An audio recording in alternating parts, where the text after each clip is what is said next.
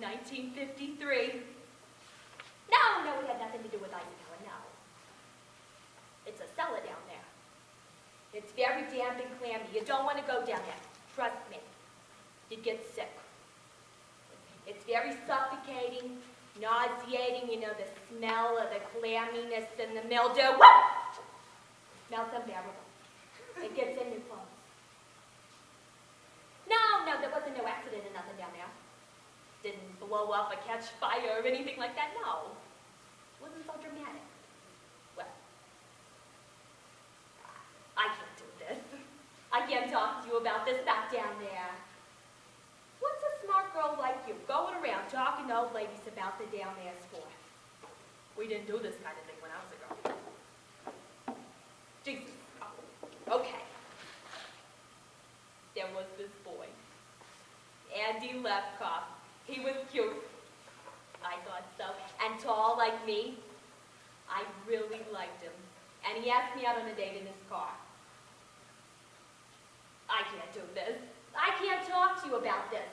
About down there. You just know it's down there. Like the cellar. You know, there's rumbles sometimes, and the leaking of the pipes, and things get caught in there, you know, little animals and things, and it gets wet. And sometimes people, they have to come and plug up the leaks. Otherwise, the door stays closed.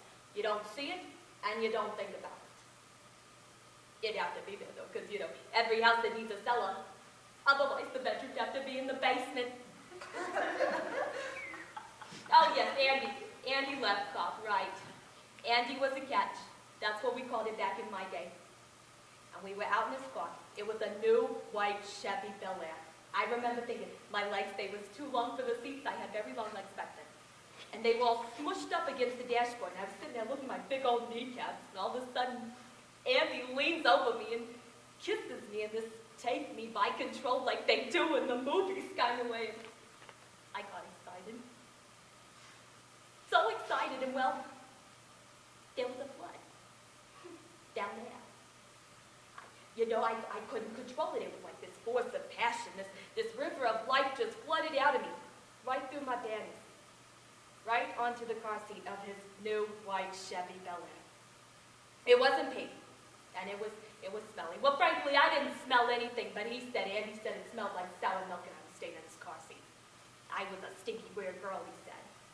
You know, I wanted to explain to him. His kissing caught me off guard. It wasn't normally like this, but I was sitting there, I was trying to mop up the flood with my dress. It was a new yellow primrose dress, and it looked so ugly with the flood on it.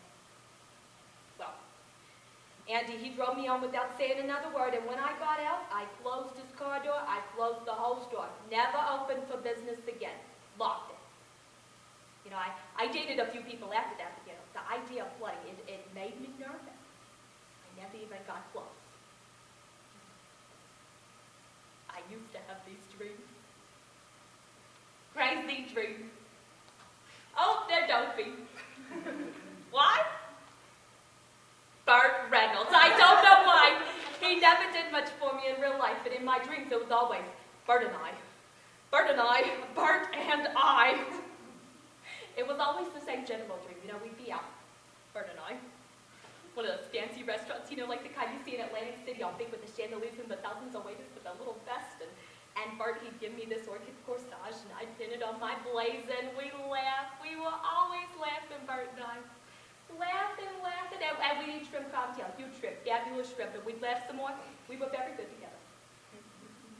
Well then, all of a sudden, Burt, he'd lead me into the middle of the room, and he'd look into my eyes, and right as he was about to kiss me, the whole restaurant would begin to shake. And pigeons would fly up from underneath the tables. I don't know what those pigeons were doing there. And the flood would come pouring out from down there. And it would pour. And it would pour. And there would be little fishes in it. And little boats. And the whole restaurant would fill up with my flood. And there Burt would be, standing waist deep there in the middle of it, looking horribly disappointed that I'd gone and done it again. As he watched his friends, you know, Dean Martin and the likes, swim past us in the tuxedos and evening gowns. I don't have those dreams anymore. Not since they took away just about everything that had to do with down there.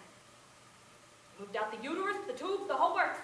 My doctor, they thought he was being funny. He said, if you don't use it, you lose it. But really, it was cancer. Everything around it had to go. I don't need it, you know. It's highly overrated. I do other things. I love the dog shows. And I sell antiques. Did you just ask what it wear? What kind of question is that? What would it wear? It would wear a sign. It said closed due to flooding. What would it say?